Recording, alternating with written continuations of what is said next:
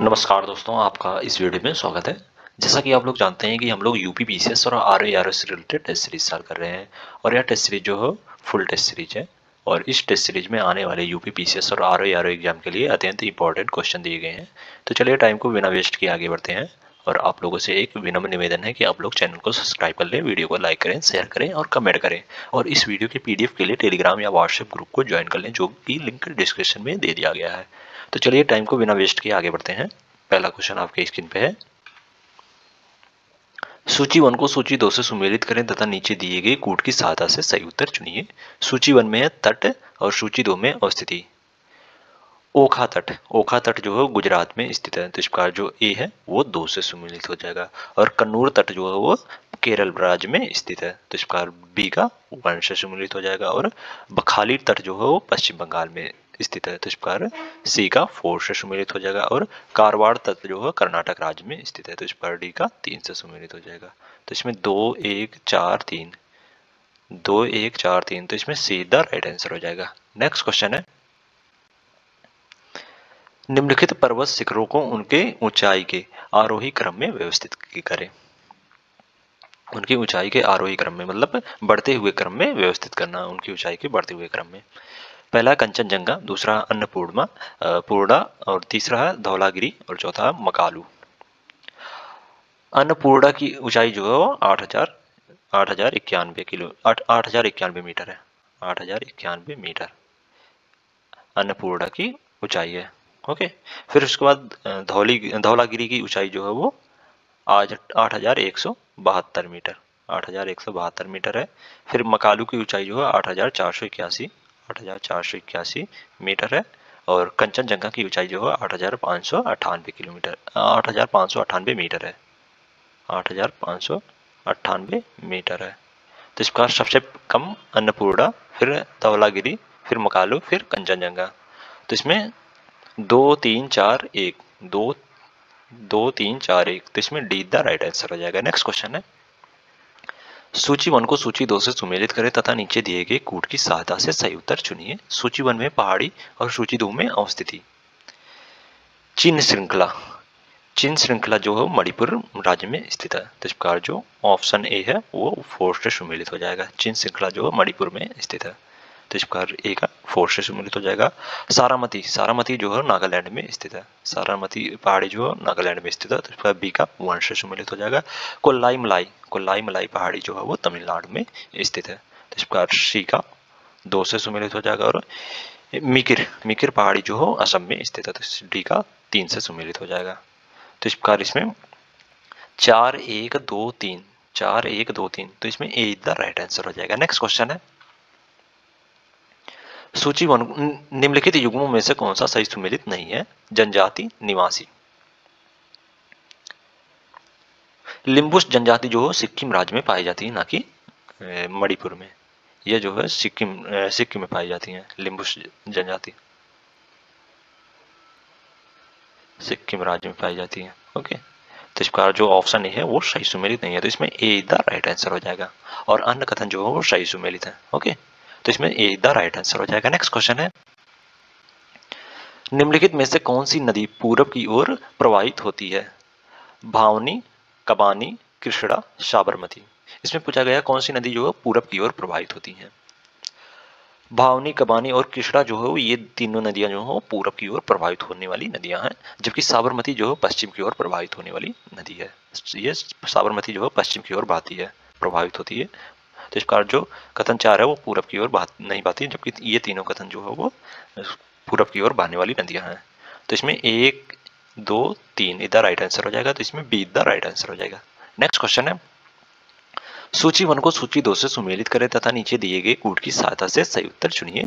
सूची 1 में खादान और सूची 2 में भारत के राज्य। रणजीत खदान जो है वो सिक्किम राज्य में स्थित है, रणजीत खदान जो है सिक्किम राज्य में स्थित है, तो इस प्रकार ये का 4 से सम्मिलित हो जाएगा। और झिलमिली, झिलमिली खदान जो है छत्तीसगढ़ में स्थित है, झिलमिली, तो इस प्रकार बी का 3 से सम्मिलित हो जाएगा। और वरोरा, वरोरा खदान जो है वो महाराष्ट्र में, वरोरा खदान जो है महाराष्ट्र में स्थित है, तो इस प्रकार सी का 2 से सम्मिलित हो जाएगा। और नामची नामपू, नानची नामपुक जो है अरुणाचल प्रदेश में स्थित है। तो इसका डी का वो आंसर सम्मिलित हो जाएगा। तो इसमें 4 3 2 1, 4 3 2 1, तो इसमें सीधा राइट आंसर हो जाएगा। नेक्स्ट क्वेश्चन है, निम्नलिखित समुद्री जलधाराओं में कौन सी ठंडी जलधाराएं हैं? पहला है क्यूराल जलधारा, दूसरा नॉर्वे जलधारा, तीसरा है इरमिंगल जलधारा और चौथा है क्यूरेसियो जलधारा। क्यूराल और इरमिंगल जलधाराएं जो हैं वो ये ठंडी समुद्री जलधाराएं हैं, जबकि क्यूरेसियो और नॉर्वे जलधाराएं जो हो गर्म समुद्री जलधाराएं हैं।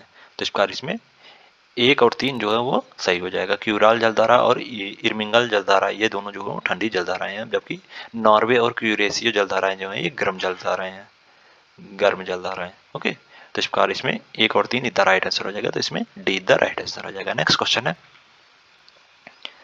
निम्नलिखित कथनों पर विचार करें। पहला है मिरोसी नदी दक्षिण रॉकी पर्वत से निकलकर मिसिसिपी नदी में मिलती है। और दूसरा कथन है मिरोसी और मिसिसिपी के संगम पर कंसास शहर बसा है। उपरोक्त में से सत्य कथन है। मिसौरी और मिसिसिपी के संगम पर जो सेंट लुइस नगर बसा है, ना कि कंसास शहर। तो इस प्रकार जो कथन 2 है वो गलत हो जाएगा। और मिसौरी नदी जो है दक्षिण रॉकी पर्वत से निकलकर मिसिसिपी नदी में मिलती है। तो इस प्रकार जो कथन 1 है वो सही सुमेलित हो जाएगा। तो इसमें केवल एक सही सुमेलित है, तो इसमें ए द राइट आंसर हो जाएगा। नेक्स्ट क्वेश्चन है, पेरेकॉक जलसंधि के संदर्भ में निम्नलिखित कथनों पर विचार करें। पहला है यह क्रीमिया तथा यूक्रेन के मध्य अवस्थित है। और दूसरा कथन है यह काले सागर को सिवास नामक समुद्र से अलग करता है। उपरोक्त में से सत्य कथन है। पेरेकॉक या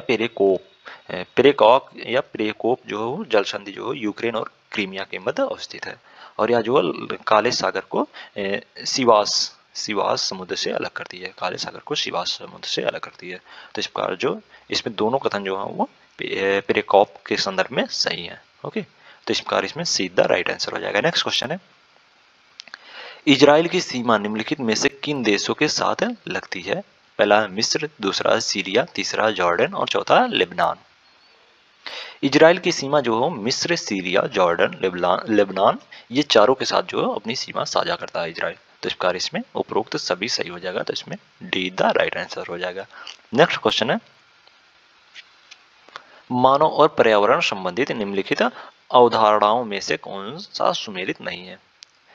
पहला नियतवादी अवधारणा। नियतवादी अवधारणा का प्रतिपादन जो एफ रेटजिल ने दिया था। तो इस प्रकार जो ऑप्शन है वो सही सुमेलित है। और संभववादी अवधारणाओं का प्रतिपादन जो है वो विडाल डी लबास ने दिया था, ना कि कार्ल रिटर ने। तो इस प्रकार जो ऑप्शन बी है वो सही सुमेलित नहीं है।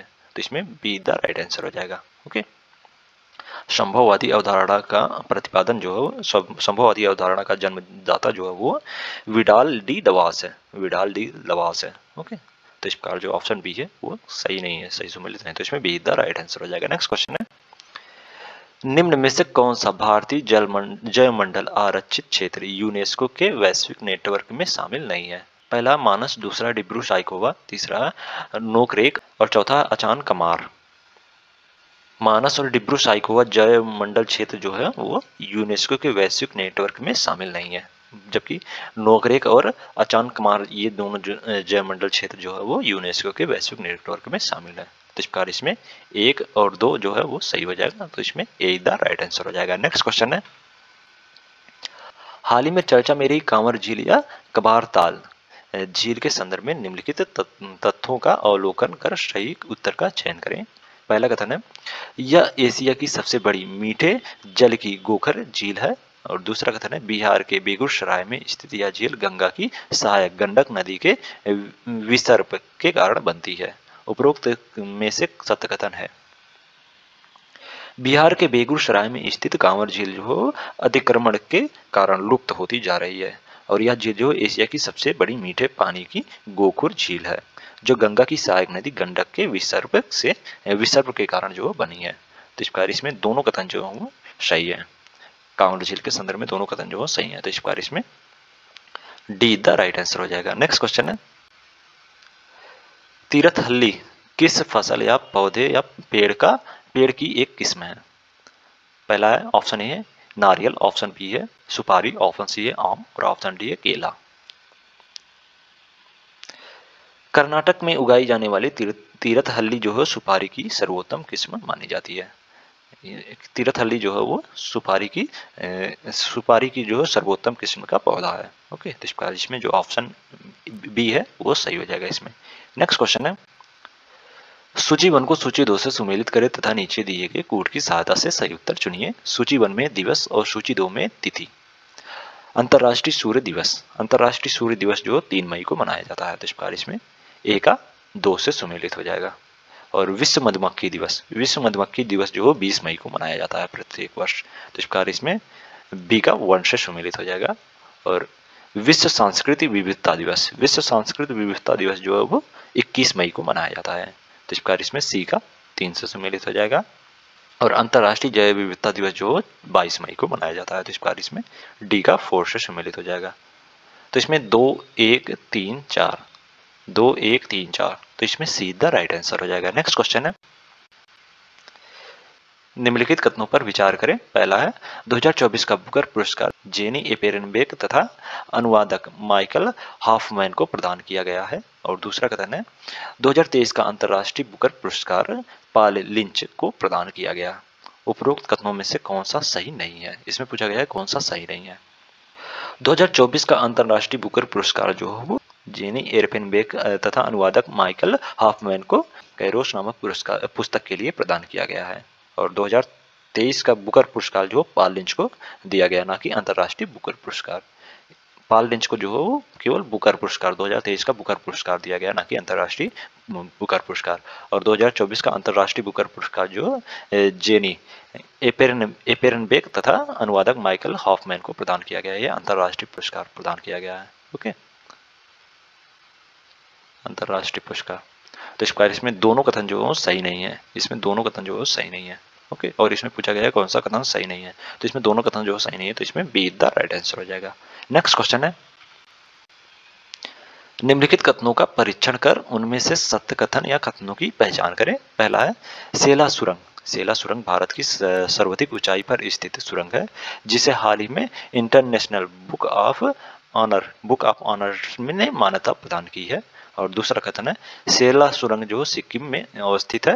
और तीसरा कथन है सेला सुरंग का उद्घाटन मार्च 2024 में प्रधानमंत्री नरेंद्र मोदी ने किया। सेला सुरंग जो है वो 13,000 फीट की ऊंचाई पर अवस्थित भारत की सबसे अधिक ऊंचाई पर स्थित सुरंग है, जिसे international Booker of honours England द्वारा आधिकारिक रूप से मान्यता दी गई है। और यह सुरंग जो है अरुणाचल प्रदेश में स्थित है, ना कि सिक्किम में। यह सुरंग जो है अरुणाचल प्रदेश में स्थित है, एपी में। ओके, अरुणाचल प्रदेश में। तो इसका जो कथन दो है वो गलत हो जाएगा सेला सुरंग के संदर्भ में। तो इसमें पूछा गया है कि कौन सा कथन जो है वो सत्य है, तो इसमें केवल 1 और 3 जो है सत्य है, तो इसमें ए द राइट आंसर हो जाएगा इसमें। ओके, नेक्स्ट क्वेश्चन है, सूची 1 को सूची 2 से सुमेलित करें तथा नीचे दिए गए कूट की सहायता से सही उत्तर चुनिए। सूची 1 में साड़ी का प्रकार और सूची 2 में संबंधित राज्य। पोचमपल्ली इकत, पोचमपल्ली इकत जो हो तेलंगाना का साड़ी का प्रकार है, तो इस प्रकार ए का 1 से सम्मिलित हो जाएगा।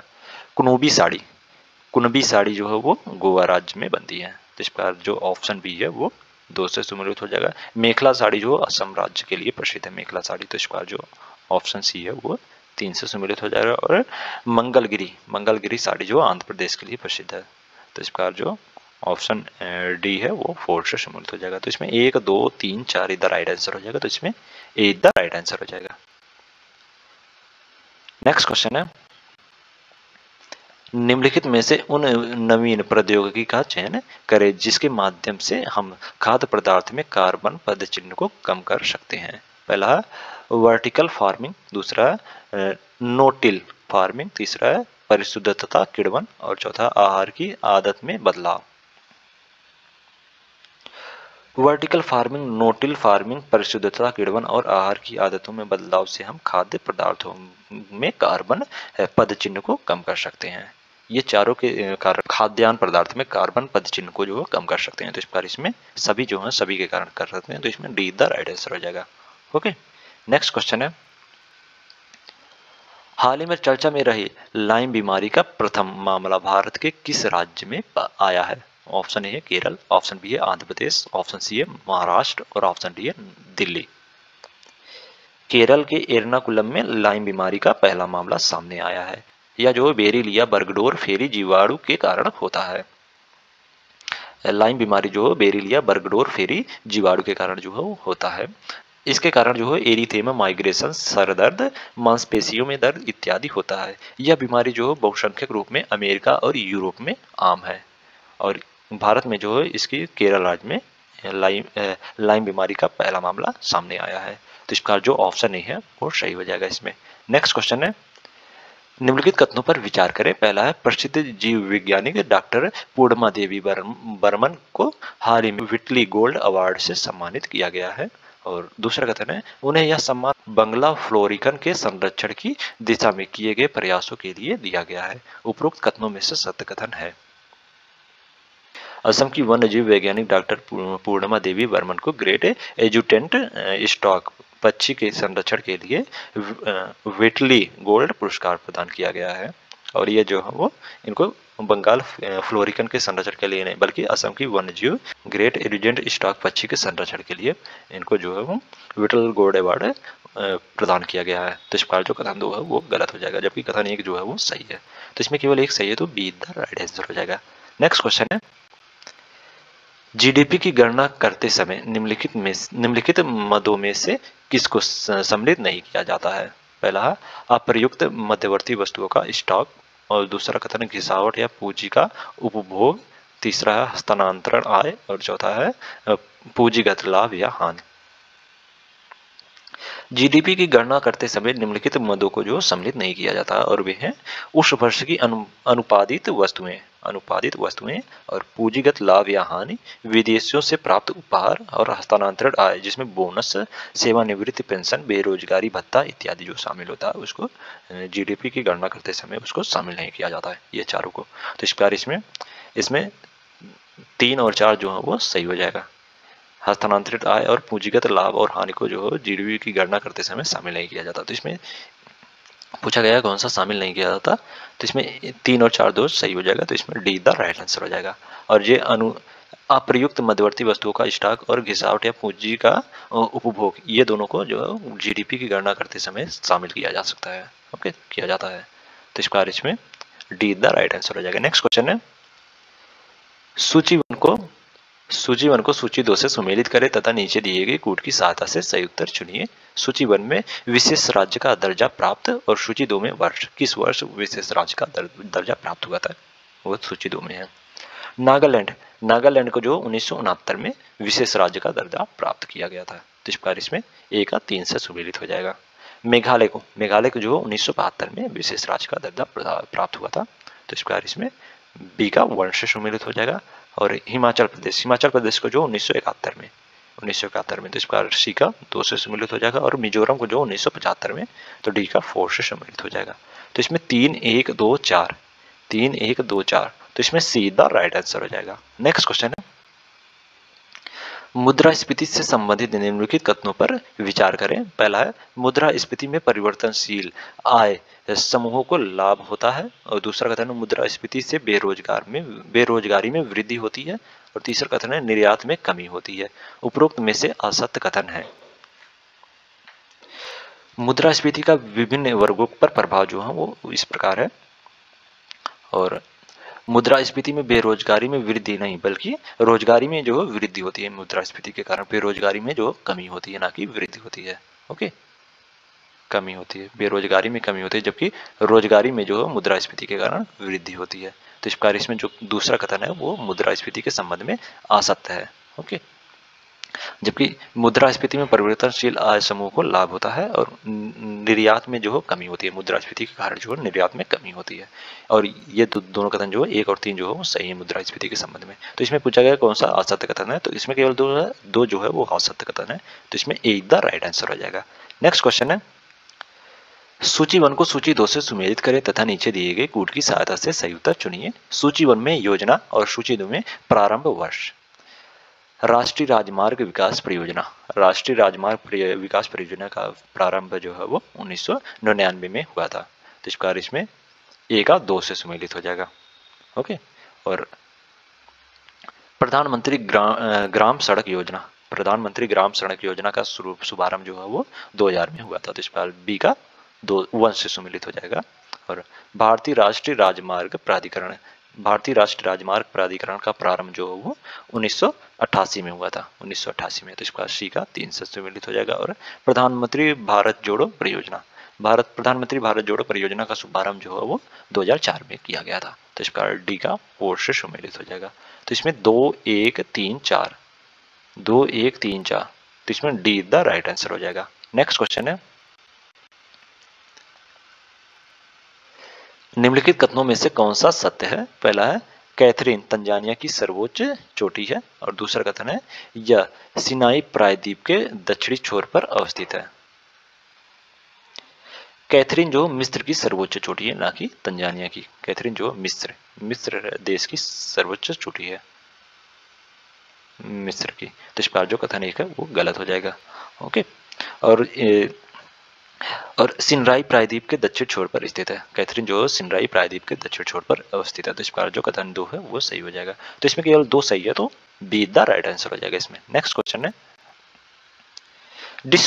डिसअपॉइंटमेंट झील कहाँ अवस्थित है? Option A Canada, option B Spain, option C है फ्रांस और ऑप्शन डी ऑस्ट्रेलिया। डिसअपॉइंटमेंट झील जो है ऑस्ट्रेलिया में अवस्थित है। और इसके दक्षिण में गिब्स मरुस्थल पाया जाता है। और इसके दक्षिण में डिसअपॉइंटमेंट झील के दक्षिण में जो गिब्सन मरुस्थल पाया जाता है। तो इस प्रकार जो ऑप्शन बी डी है वो सही हो जाएगा। डिसअपॉइंटमेंट झील जो ऑस्ट्रेलिया राज्य में अवस्थित है, ऑस्ट्रेलिया में अवस्थित है। तो इसमें डी द राइट आंसर हो जाएगा। नेक्स्ट क्वेश्चन है, निम्न में से कौन एक रूस को यूरोपीय रूस और एशियाई रूस में विभाजित नहीं करता है? ऑप्शन है यूराल पर्वत, ऑप्शन बी कैस्पियन सागर, ऑप्शन सी है वोल्गा नदी और ऑप्शन डी यूराल नदी।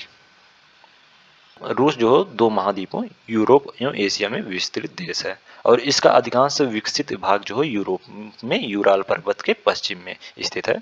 और यूराल पर्वत, यूराल नदी और कैस्पियन सागर जो है इस देश को यूरोपीय रूस तथा एशियाई रूस में विभाजित करते हैं। जबकि वोल्गा नदी जो है वो रूस को यूरोपीय रूस और एशियाई रूस में विभाजित नहीं करता। तो इस प्रकार जो ऑप्शन सी है वो सही हो जाएगा इसमें। नेक्स्ट क्वेश्चन है, सूची 1 को सूची 2 से सुमेलित करें तथा नीचे दिए गए कूट की सहायता से सही उत्तर चुनिए। सूची 1 में पर्वत और सूची 2 में अवस्थिति। ग्रैम्पियन, ग्रैम्पियन पर्वत जो स्कॉटलैंड में स्थित है। तो इस प्रकार जो ऑप्शन है वो 3 से सुमेलित हो जाएगा। एपेनाइन, एपेनाइन पर्वत जो इटली में स्थित है। एपेनाइन पर्वत जो है इटली में स्थित है। तो इस प्रकार बी का 4 से सुमेलित हो जाएगा।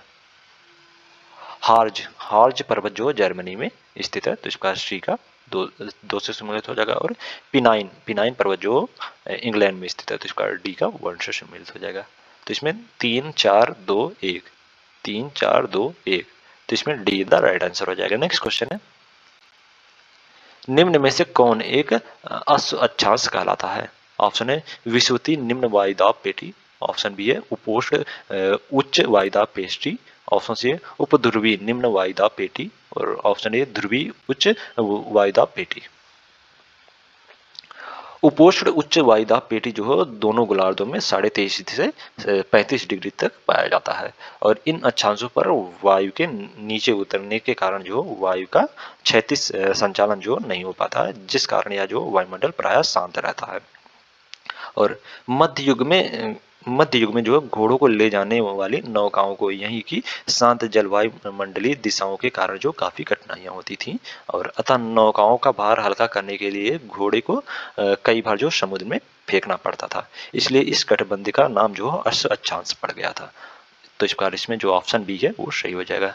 अश्व अक्षांश जो है वो उपोष्ण उच्च वायुदाब पेटी को कहते हैं। ओके। और यह जो है वो 23.5 डिग्री 23.5 डिग्री से 35 डिग्री के मध्य दोनों गोलार्धों में पाया जाता है। ओके। तो इस बार इसमें बी द राइट आंसर हो जाएगा। नेक्स्ट क्वेश्चन है, नीचे 2 कथन दिए गए हैं जिनमें से एक को कथन ए और दूसरे को कारण आर कहा गया है। कथन ए, ब्लू चिप कंपनी को सुरक्षित निवेश विकल्प माना जाता है। और कारण आर में कहा जा रहा है कि ब्लू चिप कंपनियों के पास लाभांश भुगतान और स्थिर वृद्धि का एक सुसंगत इतिहास है। नीचे दिए गए कूट से सही उत्तर का चयन कीजिए। ब्लू चिप कंपनियों को सुरक्षित निवेश का विकल्प माना जाता है क्योंकि वे अपनी स्थिरता और विश्वसनीयता के लिए जानी जाती हैं और इसके साथ ही लाभांश भुगतान और स्थिर वृद्धि का उनका सुसंगत इतिहास सुरक्षित निवेश के रूप में उनकी प्रतिष्ठा में योगदान देता है। तो इस प्रकार इसमें कथन और कारण जो है दोनों सत्य हैं और कारण जो है कथन का सही व्याख्या भी कर रहा है। तो इस प्रकार इसमें ए इज द राइट आंसर हो जाएगा। नेक्स्ट क्वेश्चन है, निम्नलिखित युग्मों पर विचार कीजिए। पहला है लॉरेंस वक्र, आय की विषमता, लॉरेंस वक्र दो आय की विषमता। और दूसरा कथन है गिनी गुणांक, आय वितरण में व्यापत्य असमानता की सांख्यिकी माप। क्रूजनेट वक्र प्रति व्यक्ति आय की विषमता की माप। और फिलिप्स वक्र बेरोजगारी दर एवं मुद्रास्फीति के संबंधों को दर्शाता है। लॉरेंस वक्र जो है आय की विषमता को मापता है। तो इस प्रकार जो कथन एक है वो सही सुमेलित है। ओके, और गिनी गुणांक जो है आय वितरण में व्यापक असमानता की सांख्यिकी माप करता है। तो इस प्रकार जो कथन दो है वो भी सही सुमेलित है। ओके, और क्रूजनेट वक्र जो प्रति व्यक्ति आय की विषमता को मापता है। तो इस प्रकार जो कथन तीन है वो भी सही सुमेलित है। और फिलिप्स वक्र जो बेरोजगारी दर और मुद्रास्फीति के संबंध को दर्शाता है। तो इस प्रकार जो कथन चार है वो भी सही सुमेलित है। तो इसमें सभी जो सही सुमेलित हैं, तो इसमें जो ऑप्शन डी है वो सही हो जाएगा। उपरोक्त सभी जो सही सुमेलित है, तो इसमें डी द राइट आंसर हो जाएगा। नेक्स्ट क्वेश्चन है, गिफन वस्तुओं के संदर्भ में निम्नलिखित कथनों पर विचार कीजिए। पहला कथन है गिफन वस्तुएं निम्न कोट की वस्तुएं होती हैं। और दूसरा कथन है मूल्य में वृद्धि होने पर गिफन वस्तुओं की मांग बढ़ जाती है। उपरोक्त कथनों में से कौन सा सही है? गिफन वस्तुओं के संबंध में गिफन वस्तुएं जो निम्न कोट की वस्तुएं होती हैं और इन पर मांग की नियम लागू नहीं होता है। और मूल्य में वृद्धि होने पर जो गिफन वस्तुओं की मांग जो बढ़ जाती है तथा मूल्य में कमी होने पर उनकी वस्तुओं का मांग जो कम हो जाती है। तो इस प्रकार जो इसमें दोनों कथन जो है वो सही है। ओके, गिफन वस्तु के संदर्भ में दोनों कथन जो सही है। तो इसमें सीधा राइट आंसर हो जाएगा। नेक्स्ट क्वेश्चन है, निम्नलिखित में से कौन सी पुस्तक कार्ल मार्क्स द्वारा लिखी गई है? ऑप्शन है Das Kapital, option B the Prince, option C है उन्मुक्ति घोषणा पत्र और ऑप्शन है कम्युनिस्ट मैनिफेस्टो।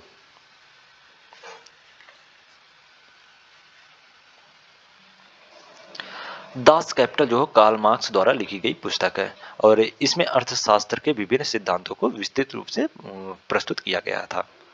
दास कैपिटल में जो अर्थशास्त्र के विभिन्न सिद्धांतों को विस्तृत रूप से प्रस्तुत किया गया था और यह जो कार्ल मार्क्स द्वारा लिखी गई पुस्तक है। तो इस प्रकार जो ऑप्शन ही है वो सही हो जाएगा इसमें। नेक्स्ट क्वेश्चन है, निम्नलिखित में से कौन सा कारण नगरीकरण या नगरीकरण कर लो ये है नगरीकरण का प्रमुख कारण नहीं है? ऑप्शन है औद्योगिकीकरण, ऑप्शन बी है कृषि का विस्तार, ऑप्शन सी बेहतर स्वास्थ्य सुविधाएं और ऑप्शन डी है शिक्षा के अवसर। औद्योगिकरण, बेहतर स्वास्थ्य सुविधाएं, शिक्षा के अवसर नगरीकरण के जो प्रमुख कारक हैं। और क्योंकि लोगों को बेहतर जीवन की तलाश में शहर की ओर आकर्षित होते हैं। जो लोग होते हैं वो बेहतर जीवन की तलाश में जो शहरों की ओर आकर्षित होते हैं, जबकि कृषि का विस्तार जो आमतौर पर ग्रामीण क्षेत्र में होता है। तो इस प्रकार जो ऑप्शन बी है वो सही हो जाएगा। कृषि का विस्तार जो नगरीकरण के प्रमुख कारण में शामिल नहीं है। ओके, तो इसमें बी द राइट आंसर हो जाएगा। नेक्स्ट क्वेश्चन है, सूची 1 को सूची 2 से सुमेलित करें तथा नीचे दिए गए कूट की सहायता से सही उत्तर चुनिए। सूची 1 में केंद्र और सूची 2 में स्थान। राष्ट्रीय दूर संवेदी एजेंसी, राष्ट्रीय दूर संवेदी एजेंसी जो है हैदराबाद में स्थित है। तो इस प्रकार जो ऑप्शन ए है वो 2 से सुमेलित हो जाएगा। भौतिक अनुसंधान प्रयोगशाला, भौतिक अनुसंधान प्रयोगशाला जो है अहमदाबाद में स्थित है। तो इस प्रकार जो ऑप्शन बी है वो 3 से सम्मिलित हो जाएगा। इसरो जड़त्व प्रणाली इकाई, इसरो जड़त्व प्रणाली इकाई जो है तिरुवनंतपुरम में स्थित है। तो इस प्रकार डी का सी का 4 से सम्मिलित हो जाएगा। और परिवर्तनीय ऊर्जा साइक्लोट्रॉन केंद्र, परिवर्तनीय ऊर्जा साइक्लोट्रॉन केंद्र जो है कोलकाता में स्थित है। तो इस प्रकार जो ऑप्शन डी है वो 1 से सम्मिलित हो जाएगा। तो इसमें 2 3 4 1 2 3 4 1, तो इसमें डी द राइट आंसर हो जाएगा। नेक्स्ट क्वेश्चन है,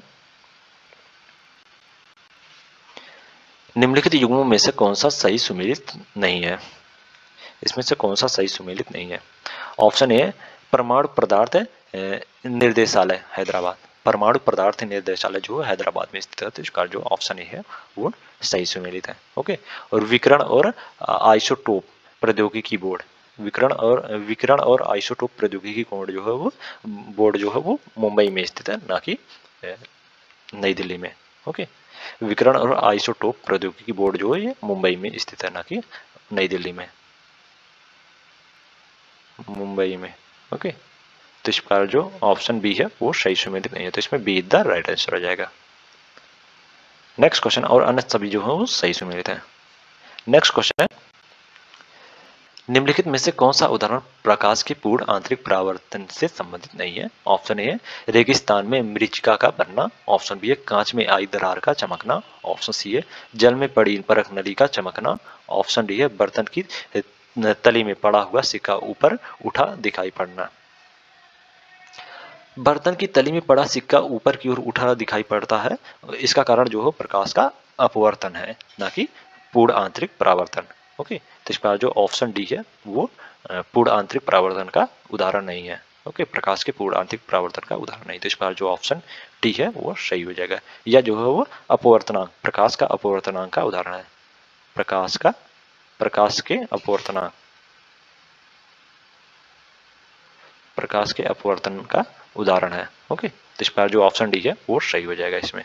नेक्स्ट क्वेश्चन है, निम्नलिखित कथनों पर विचार करें। पहला, तारे के रंग का निर्धारण उनके पृष्ठ ताप से होता है। दूसरा कथन है उच्च पृष्ठ ताप वाले तारे सफेद होते हैं। और तीसरा कथन है अत्यधिक उच्च ताप वाले तारे जो नीले होते हैं। उपरोक्त में से असत्य कथन है। इसमें पूछा गया असत्य कथन कौन सा है? तारों का रंग जो पृष्ठ ताप पर निर्धारित होता है। तारों के तीन रंग होते हैं। लाल रंग जो है वो निम्न पृष्ठ ताप को प्रदर्शित करता है, जबकि सफेद जो है वो उच्च पृष्ठ ताप को, और नीला जो है अति उच्च पृष्ठ ताप को प्रदर्शित करता है। तो इस प्रकार इसमें ये तीनों कथन जो है तारों के संबंध में सही है। ओके, ये तीनों कथन जो तारों के संबंध में सही है।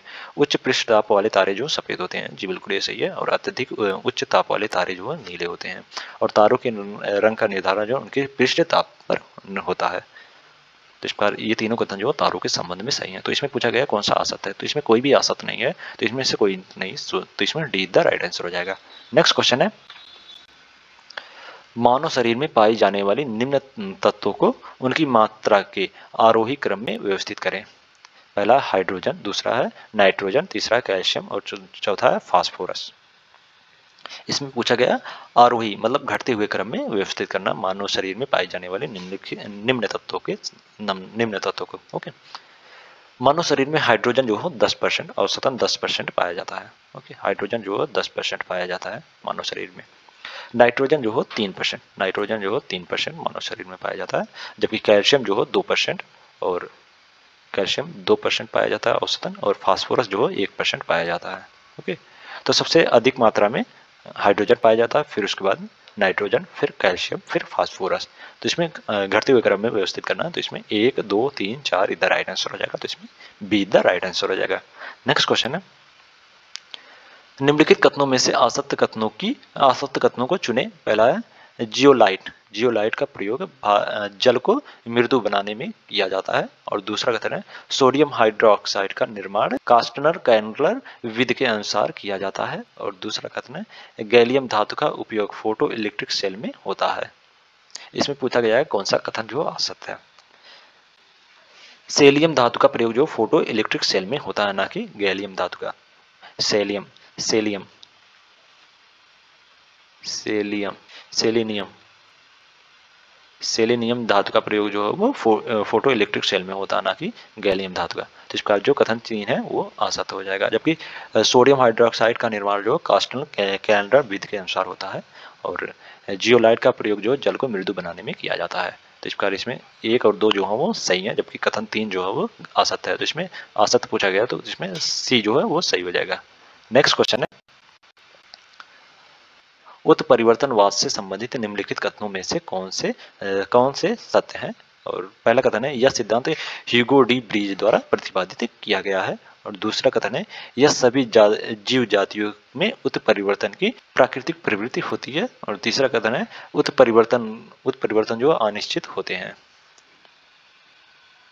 उत्परिवर्तनवाद का प्रतिपादन जो है वो ह्यूगो डी ब्रीज ने किया है। और इस सिद्धांत के 5 प्रमुख लक्षण हैं और वे हैं नई जीव जातियों की उत्पत्ति जो उत्परिवर्तनों के फलस्वरूप होती है। और दूसरा सिद्धांत जो है वो इस प्रकार जो उत्पन्न जातियों का प्रथम सदस्य जो उत्परिवर्तक कहलाता है जो शुद्ध नस्ल का होता है। और उत्परिवर्तन जो अनिश्चित होते हैं और सभी जीव जातियों में उत्परिवर्तन की प्रकृति जो प्रवृत्ति होती है। जातियों के विभिन्न सदस्यों में उत्परिवर्तन भिन्न भिन्न होते हैं। ये 5 के आधार पर इन 5 के सिद्धांत दिए थे, 5 प्रमुख लक्षण थे। ओके, उत्परिवर्तनवाद के 5 प्रमुख लक्षण थे। तो इस प्रकार इसमें उत्परिवर्तनवाद के संबंध में तीनों कथन जो सही है, तो इसमें बी द राइट आंसर हो जाएगा। नेक्स्ट क्वेश्चन है निम्नलिखित युग्मों में से कौन सा एक सुमेलित नहीं है। ऑप्शन ए है भ्रूण विज्ञान की स्थापना। भ्रूण विज्ञान की स्थापना जो डब्ल्यू फ्लेमिंग ने की थी। तो इस प्रकार जो ऑप्शन ए है वो सही सुमेलित है। ओके, विषाणुओं के अस्तित्व के प्रमाण जो डी इवानोवास्की ने दी थी। तो इस प्रकार जो ऑप्शन बी है वो भी सही सुमेलित है। प्रथम इलेक्ट्रॉनिक सूक्ष्मदर्शी की खोज जो है वो नालवा रस्का ने की थी। तो इस प्रकार जो ऑप्शन सी है वो भी सही सुमेलित है। ओके, और कृत्रिम हृदय का निर्माण जो है वो रॉबर्ट जॉर्विक ने की थी, न कि क्रिश्चियन बर्नार्ड ने। तो इस प्रकार जो ऑप्शन डी है वो गलत हो जाएगा। ओके, यह सही सुमेलित नहीं है। कृत्रिम हृदय का निर्माण जो है वो रॉबर्ट जॉर्विक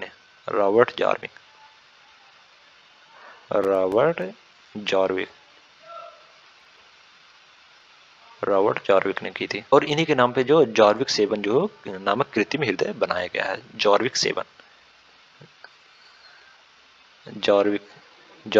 नामक कृत्रिम हृदय जो इन्हीं के नाम पे रॉबर्ट जॉर्विक के नाम पे बनाया गया है। ओके, तो इस प्रकार इसमें जो ऑप्शन डी है वो सही सुमेलित नहीं, तो इसमें डी द राइट आंसर हो जाएगा। नेक्स्ट क्वेश्चन है निम्नलिखित में से कौन से परानुकंपी तांत्रिक तंत्र के कार्य नहीं है। पहला कथन है यह नेत्र की पुतली का संकुचन करता है। दूसरा कथन है यह लार के स्रवर में तथा अन्य पाचक रसों में वृद्धि करता है। तीसरा कथन है यह लार ग्रंथ के स्रवक को कम करता है। और चौथा कथन है यह आंख की पुतली को फैलाता है। प्राणुकंपी तांत्रिक तंत्र के जो निम्न कार्य हैं और वे यह नेत्र की पुतली का संकुचन करता है और यह जो है लार के स्रवक तथा अन्य पाचक रसों में वृद्धि करता है। यही 2 कार्य जो है वो प्राणुकंपी तांत्रिक तंत्र के कार्य हैं। ओके, तो इस प्रकार इसमें 1 2 जो है वो सही हो जाएगा। जबकि लार ग्रंथि में स्रवण को कम करता है और आंख की पुतली को फैलाता है। ये दोनों कार्य जो है वो प्राणुकंपी तांत्रिक तंत्र के कार्य नहीं है। तो इस प्रकार इसमें 2 और 4 जो है वो सही हो जाएगा। 2 और 4 जो है वो सही हो जाएगा। सॉरी, 3 और 4 जो है सही हो जाएगा। तो इसमें सी द राइट आंसर हो जाएगा। नेक्स्ट क्वेश्चन है निम्नलिखित सिद्धांतों में से कौन सा अनुच्छेद 13 से संबंधित है। पहला है आच्छादन का सिद्धांत, दूसरा है पृथक्करणीयता का सिद्धांत, तीसरा अधित्याग का सिद्धांत। अनुच्छेद 13 से संबंधित जो उपरोक्त तीनों कथन जो अनुच्छेद 13 से संबंधित है। तो इस प्रकार इसमें जो ऑप्शन बी है वो सही हो जाएगा। इसमें नेक्स्ट क्वेश्चन है निम्नलिखित युग्मों में से कौन सा सही सुमेलित नहीं है। पहला है एकांतता का अधिकार जो है वो राजगोपालन बनाम तमिलनाडु राज्य के बीच हुआ था। तो इस प्रकार जो ऑप्शन है वो सही सुमेलित है। निःशुल्क विधिक सहायता जो है वो एम.एस. हॉस्कट बनाम महाराष्ट्र राज्य के मध्य हुआ था। तो इस प्रकार जो ऑप्शन बी है वो भी सही सुमेलित है। आश्रय का अधिकार जो चमेली सिंह बनाम उत्तर प्रदेश सरकार मामले के अनुसार हुआ था, ना कि मेनका गांधी बनाम उत्तर प्रदेश। या जो चमेली सिंह बनाम उत्तर प्रदेश राज्य के मध्य हुआ था आश्रय का अधिकार।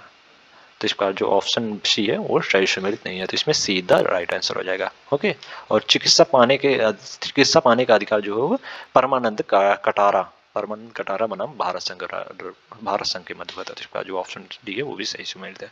तो इसमें जो ऑप्शन सी है वो सही सुमेलित नहीं है। तो इसमें सी द राइट आंसर हो जाएगा। ओके, नेक्स्ट क्वेश्चन है राष्ट्रपति पर महाभियोग की प्रक्रिया से संबंधित निम्न कथनों पर विचार करें। पहला, संसद का कोई सदन राष्ट्रपति पर आरोप एक संकल्प के रूप में लगाए। और दूसरा कथन है प्रस्तावित संकल्प उस सदन की कुल संख्या का कम से कम 1/5 सदस्यों द्वारा हस्ताक्षरित हो। और तीसरा कथन है सदन की कुल संख्या के कम से कम 2/3 बहुमत से संकल्प पारित हो। उपरोक्त में सत्य कथन है। राष्ट्रपति पर महाभियोग की प्रक्रिया के अंतर्गत जो प्रस्तावित संकल्प उस सदन की कुल सदस्य संख्या के 1/4 सदस्यों द्वारा जो हस्ताक्षरित होना चाहिए, ना कि 1/5 सदस्य द्वारा। तो इस प्रकार जो कथन 2 है वो राष्ट्रपति पर महाभियोग की प्रक्रिया के संबंध में सत्य नहीं है। ओके। जबकि संसद का कोई सदन जो है राष्ट्रपति पर आरोपी एक संकल्प के रूप में लगाएगा, ये जो है वो राष्ट्रपति पर महाभियोग की प्रक्रिया में शामिल है और सदन की कुल संख्या में कम से कम 2/3 बहुमत के से संकल्प पारित हो। तो इस प्रकार जो कथन 3 है वो भी सही है। तो इसमें 1 और 3 जो है वो सही हो जाएगा, तो इसमें ए इज द राइट आंसर हो जाएगा। तो आज के लिए इतना है। अगले नेक्स्ट वीडियो में हम लोग नेक्स्ट 50 क्वेश्चन सॉल्व करेंगे। अगर वीडियो अच्छी लगी हो तो वीडियो को लाइक कर दें और इसी प्रकार के वीडियो के लिए चैनल को सब्सक्राइब कर लें।